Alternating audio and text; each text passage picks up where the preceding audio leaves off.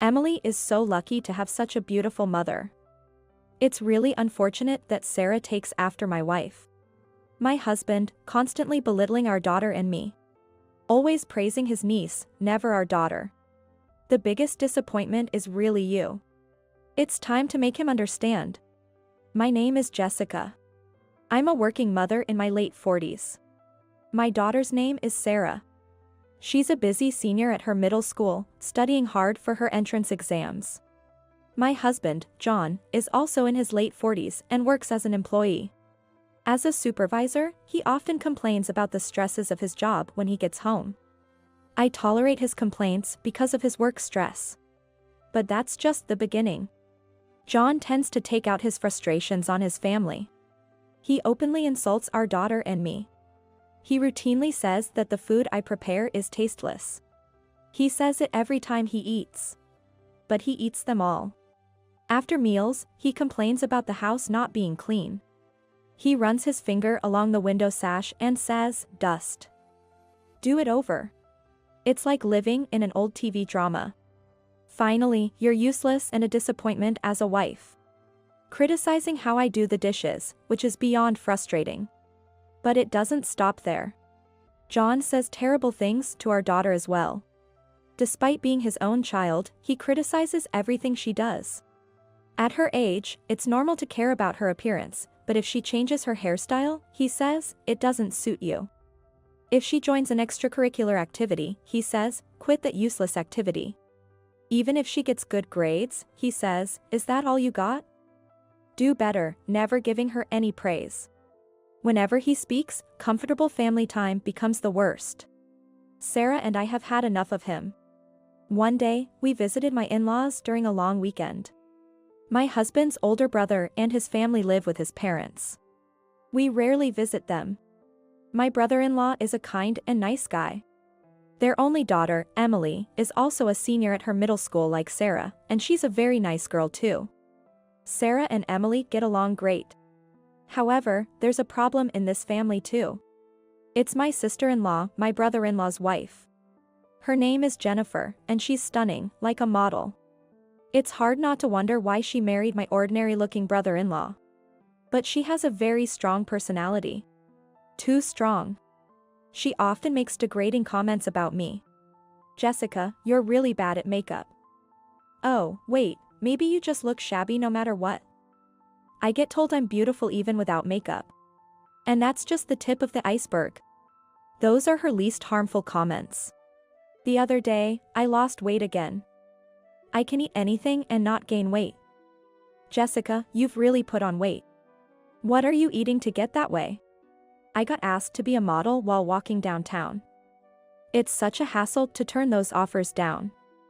You don't have to worry about that, Jessica. Lucky you. I was mistaken for my daughter's sister the other day. So embarrassing. Jessica, you always look like a mom, which is great. She throws out these insults effortlessly. Jennifer is really beautiful and has an amazing figure, I admit. Her stories are probably true. But does she have to put me down every time? Whenever she makes a comment, my brother-in-law gets angry and says, how can you say such things? That's so rude, but it's like talking to a wall. Jennifer just laughs and says, but it's true. I can tolerate that much and laugh it off. But sometimes her comments elicit unexpected reactions. What the heck? My husband turns on. That's right, Jennifer. Jessica is really unattractive. How can he say that when his own hair looks like a QR code? Jennifer's daughter, Emily, has taken after her mother's beauty. Though she's the same age as my daughter, Sarah, she looks much older, more like a high school or even college student. Emily is stylish and beautiful, and Sarah adores her. Thankfully, Emily's personality takes after her father. She's kind and considerate and never looks down on Sarah or me. She's beautiful and nice, the total package, says Sarah excitedly. Emily is not just a beloved cousin but also a role model for Sarah. Thanks for Emily, Sarah has become more polished. She doesn't put on makeup yet, but she's gotten stylish with her hair without breaking any school rules. She probably spends at least 30 minutes in front of the mirror each morning. Thanks to this, she no longer oversleeps.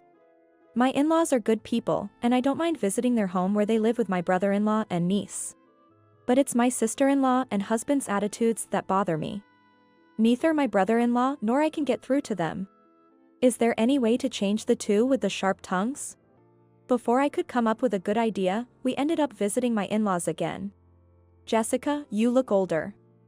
You have more wrinkles than I do. If we walk together, people will think I'm younger. It was just 3 minutes after we walked in the door. Jennifer started with her usual self-praise and insults.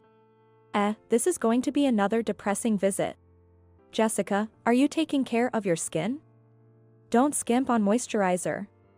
When I go to the cosmetics counter, they always say my skin is so firm and beautiful. Is this how it's going to be today? I turned my attention to the girls to escape. Sarah and Emily, both are the senior at their middle school, were studying for the entrance exams together. Since they just started their last year of middle school, this would likely be their last visit before getting busy with exam prep. We planned to skip holidays like Thanksgiving and Christmas, so they wouldn't meet again until they were in high school. That's why Sarah came along today. I peeked at their notes without disturbing them, only to see incomprehensible numbers. I could help up until elementary school, but studies for middle school are beyond me. Did I really study this stuff? It seemed Sarah was teaching Emily. I remembered that my daughter was good at math, and as I casually watched, I saw my niece looking at her with big, sparkling eyes. Wow. Sarah, you're such a good teacher. I always struggled with math, but this is the first time I really understood it. You're better than my teacher. Being praised by her beloved cousin, my daughter didn't seem to mind at all. She blushed with pleasure and scratched her cheek, saying, "It's no big deal." But not everyone was pleased. Jennifer, who always thinks she and her daughter are the best, had to interfere. Let me see.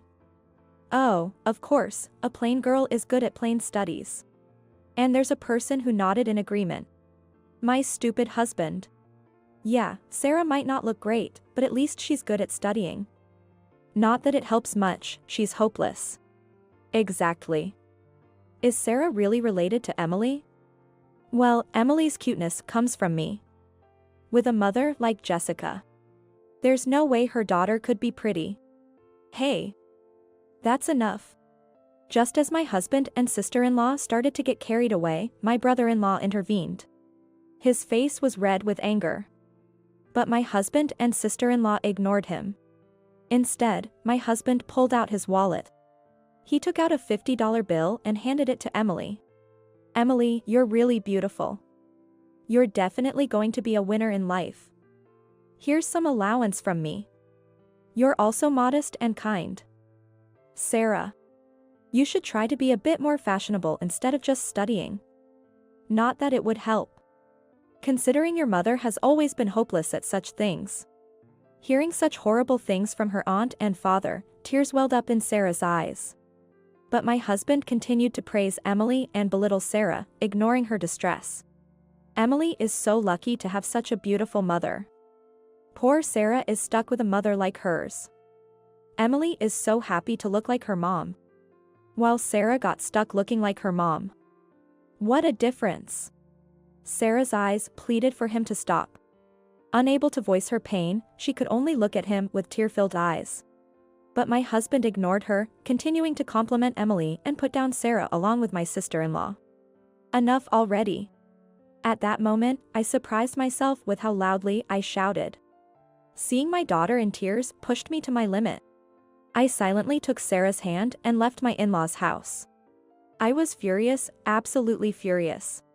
I'll never forgive them. We usually stayed one night at my in-laws, but after this, there was no way we would. As soon as I got home with Sarah, both my mother-in-law and brother-in-law called repeatedly. They apologized profusely, but they weren't to blame. I could hear my in-laws trying to say something to my husband, their son. Probably scolding him. But he just laughed it off. As for Jennifer, my sister-in-law, it's up to my brother-in-law to handle her. But my husband is different. Instead of following us home, he stayed overnight at his parents' house. Sarah and I discussed it and made a decision. The night after our visit to the in-laws, my husband finally came home. "I'm home," he said nonchalantly as he walked in. Of course, I didn't say anything. I only greeted him with silence. As expected, he was smiling nonchalantly. Grinning foolishly, he looked around the living room. "Is Sarah in her room?" "Sarah isn't here," I replied. He checked the clock and frowned. "She's not back yet?" "It's already 10 at night. Even for tutoring, it's too late." In response to my husband's words, I exaggerated a sigh, and stood up from the couch. On my way to the fridge, I casually said to him, "She's not here anymore," and opened the refrigerator. "What?" My husband tilted his head, not understanding what I meant. Noting his confusion out of the corner of my eye, I opened a can of beer. The satisfying sound of opening the can echoed through the room. "What do you mean she's not here? Did she go to a friend's house?" "I mean exactly what I said. She's not living here anymore." "What?" What do you mean?" "I don't get it," my husband said, completely baffled. "I mean she's gone because she doesn't need a horrible father like you," I replied. "What? Gone? Where did she go?" "How should I know?" I said nonchalantly. "How can you be so calm about this? Aren't you her mother?" "I'm just a disappointing mother, remember?" "Hey. That was just a joke. Who would take that seriously?" "A joke." I couldn't hold back any longer and slammed the can into the sink. The dull sound echoed through the room. I glared at my husband. "A joke is something everyone can laugh at." "What? Why are you seriously angry?" "Nobody laughed at your so-called jokes except you and Jennifer."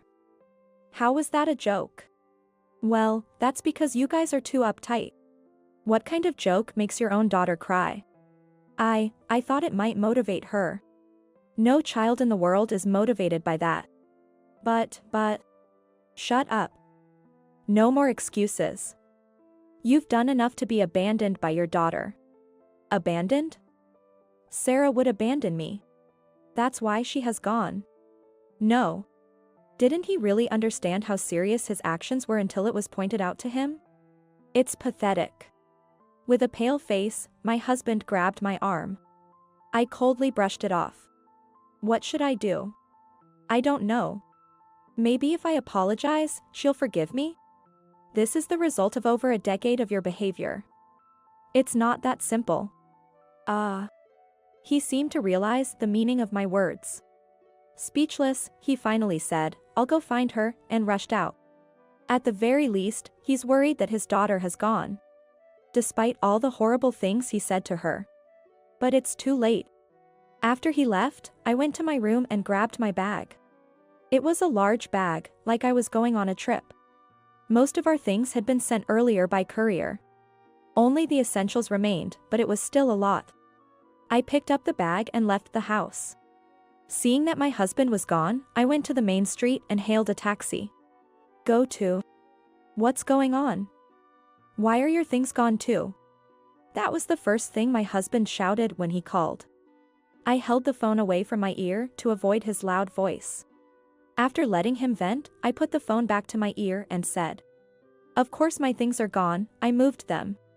"Moved them? Where?" His loud voice made me pull the phone away from my ear again. Because of the hassle, I switched to the speaker. I placed the phone on the table, took a sip of coffee, and said, "There's no need to say where. Anyway, I'm leaving too. Good luck living on your own." "What? Are you kidding me? Do you think you can just do this? Aren't you happy to be rid of your disappointing wife?" "Ugh. You're so stubborn. I told you it was a joke." Still calling it a joke? Just as I was about to raise my voice at my unrepentant husband. "Dad, your jokes aren't funny at all. You can't make people laugh by hurting your daughter." Sarah shouted from beside me. He was shocked to hear that. He shouted in a panicked voice, "Sarah, are you there with your mom?" "Of course, I am. Mom and I are at Grandpa and Grandma's house," she replied. "Grandpa and Grandma's?" You mean at Jessica's parents' place? Yes, that's exactly where we were. Sarah and I had gone to my parents' house in the neighboring district. I understand, I'll come get you now. Let's talk things out, okay, he said and hung up. Fine. But I wondered if he was ready to have that conversation. I thought as I glanced behind me. About 10 minutes later, my husband arrived in a car. And he became speechless. Why is everyone here? His shock was understandable. At my parents' house were my parents, his brother, and even Jennifer and Emily. This group rarely gathered outside of major family events. He was at a loss for words in front of everyone. I smiled to my husband and pointed to the floor. Why don't you have a seat right here? It was in the center of a circle formed by me, my parents, my brother-in-law, my in-laws, my daughter and my niece. Here. Yes, right here. Faced with my firm smile, he reluctantly sat down with a strained expression. Meanwhile, Jennifer was sitting alone outside the circle. So, do you have anything to say? I'm not at fault. Is this the mouth that tells jokes? I pinched his cheek hard. Ouch, he yelped. Rubbing his reddened cheek, he said. Because it was a joke. Is this the mouth that tells jokes? Ouch, ouch, ouch. Just as I lost my temper with my husband's ridiculous attitude, I handed it over to my parents. They began to speak. John, what do you think a family's role is? As the head of the family, shouldn't you be protecting them? I was protecting them. Is mocking your daughter and wife your way of protection? Do you even love Sarah? Of course. With overflowing love. Criticizing her daily and comparing her unfavorably to others, is that your overflowing love? Ugh. My husband was at a loss for words under my father's glare. Then my in-laws spoke up. What a foolish son we have. What? My husband was shocked by their harsh words. But my in-laws didn't stop. We must have raised you wrong. How else could you turn out so foolish? But dear, our eldest turned out just fine. It's clear that this one is rotten to the core. Yes. You always look down on others. We constantly warned and scolded you, but you never listened. What a disappointing son. What? You don't have to go that far. Who are you to say what's too far? You called your wife and daughter disappointing. Eep. You can't even imagine how terrible it feels to be on the receiving end of such words. You're truly a disappointment. Sorry. I'm sorry. You should apologize to them. Not us. Yes. Sarah, Jessica, I'm sorry. It was my fault. Finally, my husband apologized deeply to my daughter and me. But I had no intention of forgiving him. Especially, I'll never forgive what he said to our daughter. I glanced at Sarah to see her reaction and saw a blank, emotionless face. Her father's apology clearly hadn't touched her at all, and I couldn't help but smirk. My husband noticed too. Sarah. I know I also was wrong. What do you mean also? Sarah finally spoke, her voice low and cold. My husband's face turned pale. So, you think it's my fault too, don't you? Because I'm such a disappointing daughter? No, I mean, you prefer Jennifer and Emily over Mom and me, right? No, it's not like that. We're just the disappointing wife and daughter, right? Well. You know, I'm disappointed to have you as my father. Ugh. I don't need a disappointing father like you. If you like Emily and Jennifer so much, go live with them. What? No, My husband panicked. Then Emily spoke up. I wouldn't want to live with such a disappointing uncle. What? He was taken aback by his niece's words. But Emily didn't stop. How could you insult your wife and daughter while doting on your niece? Calling your own family disappointing, that's truly disappointing. I'm sorry. I don't need your disappointing apology. I hate both you and my mom. I also don't want to see the two of you. My sister-in-law's eyes widened in shock. Emily? You hate me too. Mom, even when Dad scolded you, you just made excuses. You never admitted you were wrong. Ugh. Both Mom and Uncle are the worst for saying bad things about others. Do you really think you're good people? You're just poor in spirit. To me, both of you are the absolute worst, the most disappointing people ever. My sister-in-law slumped at those words. And my husband, too, dropped his shoulders when Sarah said, I hate you too, Dad. So, here's the deal. I said to wrap things up. Sarah and I will live here at my parents' house. She won't need to transfer schools and can take the bus.